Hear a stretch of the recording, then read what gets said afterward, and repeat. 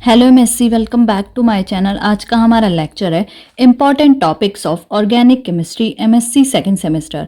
तो आज के लेक्चर में हम देखेंगे ऑर्गेनिक केमिस्ट्री के इम्पॉर्टेंट टॉपिक्स जो पूछे जा सकते हैं, और मैंने यही टॉपिक्स कवर किए थे और आई स्कोर्ड 80% मार्क्स, 80 प्लस।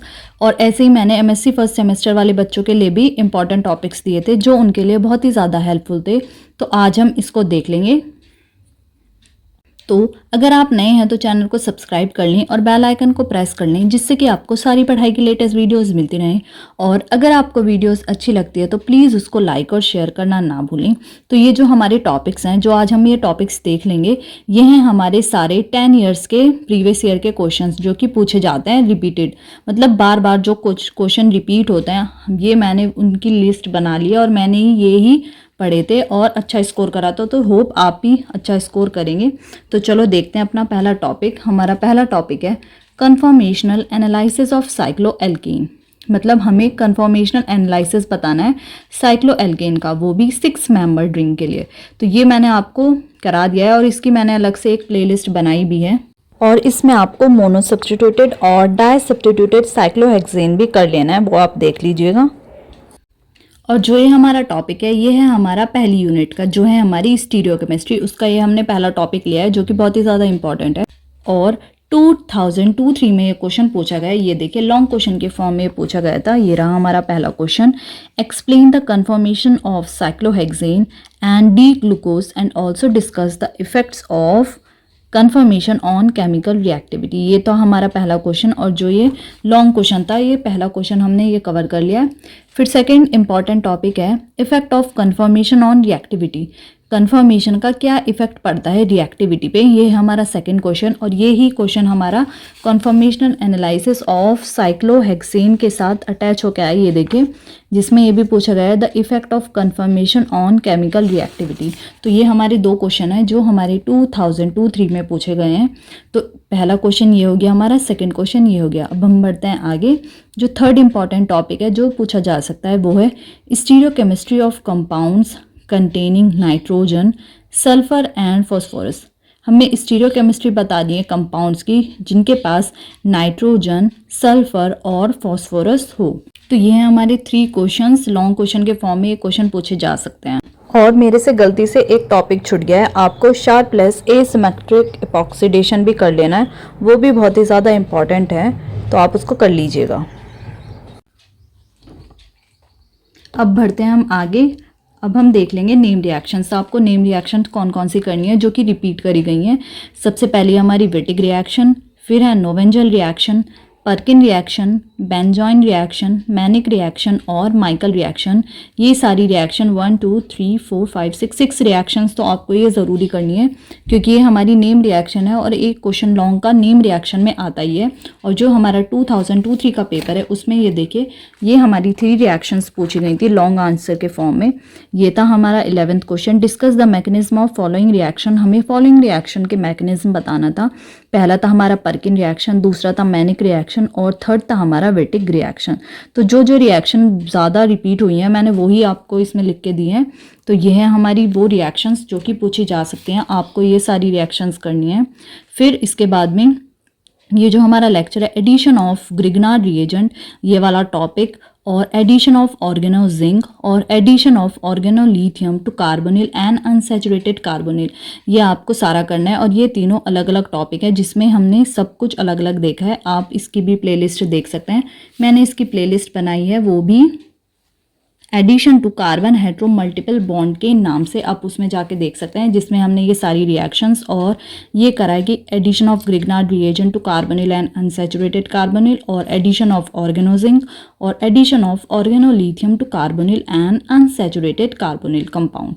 तो ये हैं हमारे ये 2 टॉपिक जो कि इम्पॉर्टेंट है बहुत ही ज़्यादा एग्जाम के लिए। और इसके साथ साथ जो हमारी ये थर्ड यूनिट है addition to carbon hetero multiple bond, इसमें ये नेम रिएक्शन है और ये वाले लेक्चर्स हैं addition of Grignard reagent, organo zinc और ऑर्गेनो लिथियम। आप इसके अलावा अगर आप चाहें तो मैकेनिज्म ऑफ मेटल हाइड्राइड भी देख सकते हैं, और hydrolysis of esters and amides और एमोनोलाइसिस ऑफ ईस्टर। ये जो 3 जो मैंने टॉपिक बताए ये भी आप ऐड कर सकते हैं, क्योंकि ये भी आ सकते हैं और ये 2002-3 में भी पूछे गए थे। ये देखिए मैं दिखा देती हूँ आपको। ये पूछा गया है discuss the process of ammonolysis, ये हमारा शॉर्ट में पूछा गया था। और हमारा लॉन्ग में पूछे गए थे ये कि हमें बताना था discuss the basic mechanism to carbon hetero multiple bond, इसके बारे में हमें थोड़ा बेसिक मैकेनिज्म देना था। और फिर हमें ये भी बताना था illustrate mechanism of hydrolysis of esters and amides, तो हमें मैकेनिज्म बताना था हाइड्रोलाइसिस का, वो भी ईस्टर और एमाइड्स का। तो ये 3 लेक्चर भी आप इसमें ज्वाइन कर लीजिएगा, जिसमें हमें देखना है मैकेनिज्म ऑफ मेटल हाइड्राइड्स और hydrolysis of esters and amides और एमोनोलाइसिस ऑफ ईस्टर्स। ये हमारी 3rd यूनिट है, इसमें आप ये ऐड कर लीजिएगा। और मैं अपने अकॉर्डिंग बता रही हूँ, तो मैंने अपने एग्ज़ाम जब दिया था मैंने उसमें अपना 2nd यूनिट पूरा स्किप करा था, तो आप अपने हिसाब से देखिएगा, क्योंकि उसके मैंने एक भी लेक्चर नहीं करा था। पर आप चाहें तो हाइड्रोबोरेशन, मर्क्यूरेशन और डीमर्क्यूरेशन के साथ साथ माइकल रिएक्शन भी कर सकते हैं, जैसा आपका मन हो। मैंने वो पूरी यूनिट स्किप करी थी, पर आप 1-2 लेक्चर्स उसके कर लीजिएगा। तो अब हम बढ़ते हैं आगे। अब ये हमारी 3rd यूनिट जो थी, 3rd मतलब जो हमारी 4th यूनिट थी, वो थी हमारी एलिमिनेशन रिएक्शन, जिसमें से जो हमारा E1, E2 और E1CB रिएक्शन मैकेनिज्म है ये बहुत ही ज़्यादा इम्पॉर्टेंट है। तो जो हमारा 6th इम्पॉर्टेंट लेक्चर है वो है E1, E2 और E1CB मैकेनिज्म रिएक्शन। ठीक है, ये मैंने तीनों करा लिए हैं और ये पूछे भी जा सकते हैं, क्योंकि ये एक ही यूनिट है और इसमें 2 ही क्वेश्चंस हैं। पहले तो ये है कि E1, E2 और E1CB रिएक्शन मैकेनिज्म के बारे में पूछा जा सकता है, या effect of substrate attacking base और लीविंग ग्रुप के बारे में। ठीक है, और जो कि ये पूछा भी गया है, ये देखिए मैं आपको दिखा देती हूँ ये क्या से पूछा गया है। शॉर्ट क्वेश्चन में ये पूछा गया था हमारा, व्हाट इज़ द 2002-3 का ये पेपर है, what is the effect of substrate attacking base and leaving group on the reactivity of E1 और E2 मैकेनिज्म। ये क्वेश्चन पूछा जा सकता है, आप ये कर लीजिएगा, क्योंकि ये 2002-3 में भी पूछा गया है। और तो इसमें कुछ पूछा गया नहीं है, इसका नहीं, और नहीं कुछ पूछा गया है।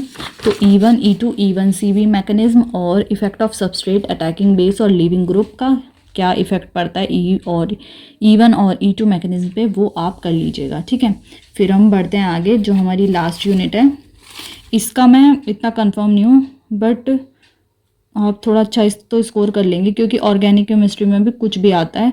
जो मैंने किया था उसमें से भी थोड़ा अलग आया था, बट मुझे कुछ अपने क्वेश्चंस मिल गए थे जिसकी वजह से मेरे 80% आ गए हैं, तो आप उसी हिसाब से करिएगा। हमारी फिर लास्ट यूनिट थी पेरिसाइक्लिक रिएक्शन, जिसमें जो मेरे अकॉर्डिंग इम्पॉर्टेंट था वो है ये हमारा 8 टॉपिक है वुडवर्ड हॉफमैन कोरिलेशन डायग्राम, वो भी FMO और PMO अप्रोच का मैंने करा था ये। और मैं जल्दी आपको पेरिसाइक्लिक रिएक्शंस भी करा दूंगी, अगर आप चाहें तो मैं तभी ये आपको लेक्चर्स कराऊंगी, क्योंकि अगर आप नहीं देखेंगे तो फिर उसे कराने का कुछ फ़ायदा नहीं। तो कमेंट कर दीजिएगा अगर आपको पेरिसाइक्लिक रिएक्शन वाली यूनिट करानी है। तो इसमें जो इम्पॉर्टेंट है वो है Woodward Hoffmann correlation diagram, FMO और PMO अप्रोच। फिर 9th हमारा जो इम्पॉर्टेंट टॉपिक है वो है क्लासिफिकेशन ऑफ पेरिसाइक्लिक रिएक्शन। ठीक है, और फिर हमारा 10th टॉपिक ये था इलेक्ट्रोसाइक्लिक रिएक्शन में conrotatory and disrotatory motion. जो क्वेश्चंस मैंने किए हैं मैंने सिर्फ आपको वो बताया, और आप चाहे तो इसमें खुद ऐड कर सकते हैं, जैसे कि आप और ज़्यादा अच्छा स्कोर करें। तो आप अपने अकॉर्डिंग करिएगा, कभी आप मुझ पर ब्लेम करें कि मैम ने ये बताया था और ये है नहीं।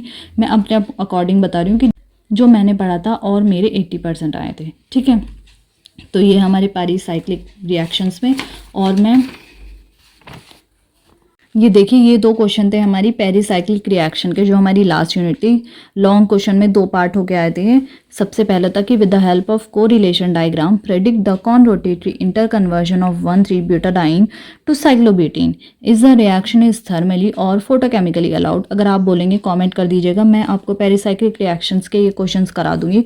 और इसका सेकंड क्वेश्चन ये भी पूछा गया था पेरिसाइक्लिक रिएक्शन का, using pi molecular orbital predict whether the 1,5 sigma tropic rearrangement is suprafacial or intrafacial under thermal condition।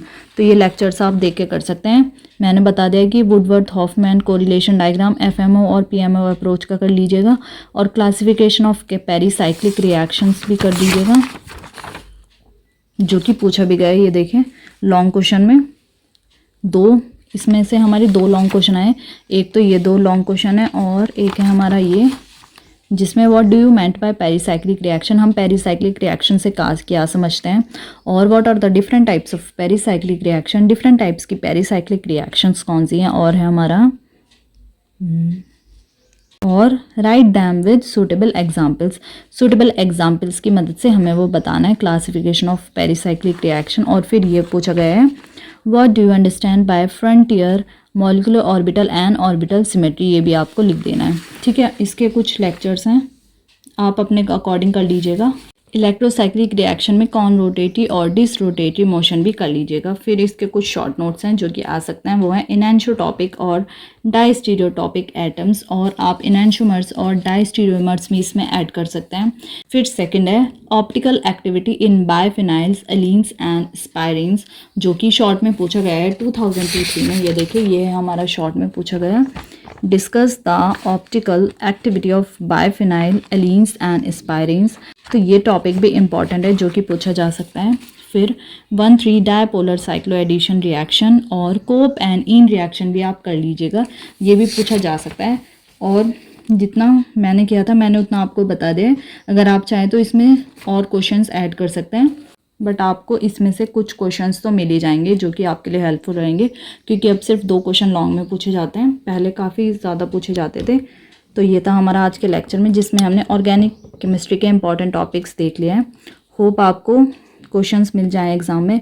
All the best for your exams. And अब हम नेक्स्ट वीडियो में देखेंगे important topics of physical chemistry, और फिर हम देख लेंगे instrumental chemistry के।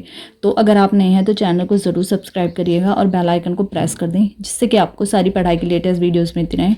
और अगर आपको वीडियोस अच्छी लगती है तो प्लीज़ उसको लाइक और शेयर करना ना भूलें। तो मिलते हैं नेक्स्ट लेक्चर में, जिसमें हम देखेंगे important topics of physical chemistry. Hope आपके लिए लेक्चर यूज़फुल रहेगा। Thank you for watching.